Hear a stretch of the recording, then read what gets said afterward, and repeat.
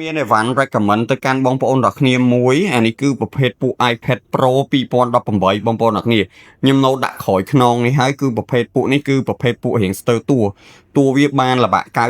97%ទេបងប្អូនទាំងគ្នាប៉ុន្តែបញ្ជាក់បងប្អូនទាំងគ្នាថាអានេះគឺសាច់អេក្រង់វាស្អាតណាបងប្អូនទាំងគ្នា